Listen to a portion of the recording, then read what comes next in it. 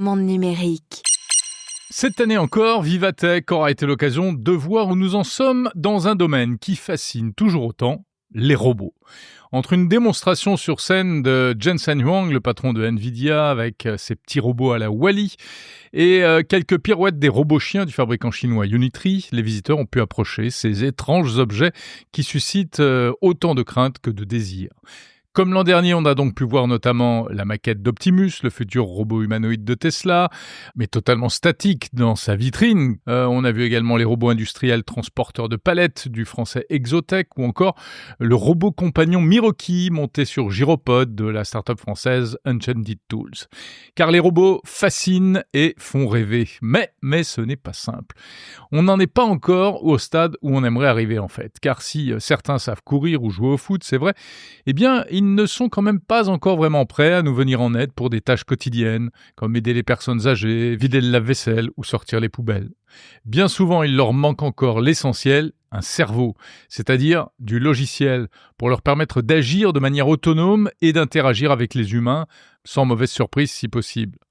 Alors certes, les récents progrès de l'intelligence artificielle générative laissent quand même entrevoir de nouvelles perspectives. Et par exemple, on a pu voir à Vivatech le dernier robot de la marque chinoise Unitree, le G1, un petit robot humanoïde d'1,50 m environ, que l'entreprise française Inov8 s'apprête à commercialiser dans l'Hexagone, comme l'explique son PDG Stéphane Bobot. Écoutez, c'est le robot le plus avancé aujourd'hui technologiquement sur le marché et qui n'est plus un prototype, parce qu'en effet, il est déjà disponible pour la commercialisation. Et donc, c'est là où le groupe Inov8 va s'occuper de le préparer, parce qu'il y a aussi beaucoup de logiciels à intégrer. On espère que ces logiciels vont être de plus en plus français pour arriver à intégrer de l'IA, le rendre de plus en plus intelligent et puis qu'il puisse rendre des services au quotidien. Combien il coûte ? Alors le prix d'annonce c'est à peu près 16 000 $ en Chine. Il sera pas très loin des 20 000 € pour démarrer en France. Et après, ça dépend le type de fonctionnalité, d'intelligence qu'on va le doter. Et donc, ça va s'adapter aussi au grand public, mais surtout pour des applications de programmation pour les écoles, parce que l'idée, c'est aussi de développer le monde de la robotique auprès des étudiants. Donc, ça va être des plateformes de développement pour pouvoir intégrer de l'IA. Et également des applications dans le domaine industriel, dans la sécurité. Voilà, donc on va avoir ces robots prochainement dans plein de cas d'usage différents. Alors la robotique aujourd'hui c'est une compétition internationale et les Français tentent de tenir la rampe. 3 siècles après l'invention de l'un des tout premiers automates en France, à Grenoble, par le français Vaucanson. C'était un robot canard équipé d'un système artificiel de digestion. Aujourd'hui, certes, l'un des pionniers de la robotique française, l'entreprise Aldébaran, créatrice des robots Pepper et Nao, vient de mettre la clé sous la porte, c'est pas une bonne nouvelle, mais dans le même temps, la société Wondercraft, de son côté, a passé un partenariat avec Renault et vient de réaliser une levée de fonds de 75 millions d'euros annoncée à Vivatech pour développer Calvin, l'un des premiers robots humanoïdes européens. Et puis certains choisissent une autre voie que celle des robots humanoïdes.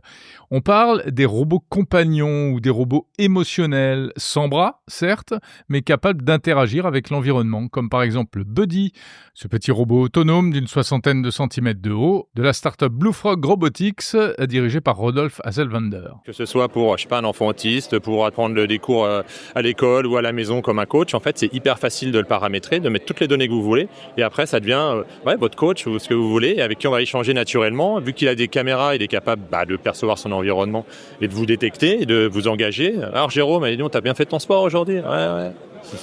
Voilà, donc c'est vrai que ça ouvre le champ des possibles et donc l'intérêt, c'est vrai qu'on a un genre de momentum en ce moment autour de l'IA et de l'IA incarnée, l'IA physique. Nous, on est un bon porte-drapeau de cette IA physique avec des robots qu'on vend, c'est-à-dire qu'on n'est pas comme beaucoup de, ce qui n'est pas péjoratif, mais il y a eu beaucoup de protos de robots, des boîtes qui se montent à droite à gauche avec différents robots.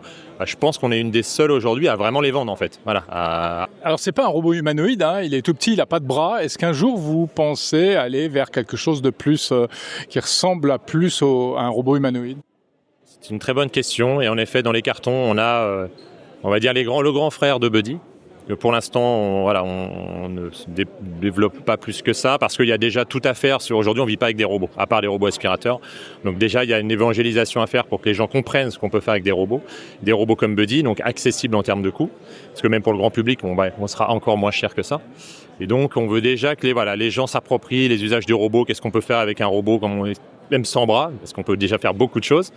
Et en effet, après, bien sûr, sur notre roadmap, on a bien l'idée d'avoir des robots avec des bras, capables de faire des choses physiques, donc d'interagir avec le monde physique vraiment. Pas forcément sur les jambes. Moi, j'y crois pas trop pour le moment. Et enfin, je pense que c'est vraiment pas demain qu'on pourra avoir des robots bipèdes parce qu'il y a trop de problèmes de sécurité vraiment encore. Voilà, différentes approches de la robotique donc, mais quelle que soit leur fonctionnalité et leur degré d'autonomie, les robots sont donc en train de se frayer un chemin vers l'avenir et vers nous. Prochaine étape, se faire accepter au quotidien par les humains que nous sommes. Retrouvez les différents épisodes de podcast et les vidéos de Monde Numérique consacrés à Vivatech sur les plateformes d'écoute et sur YouTube.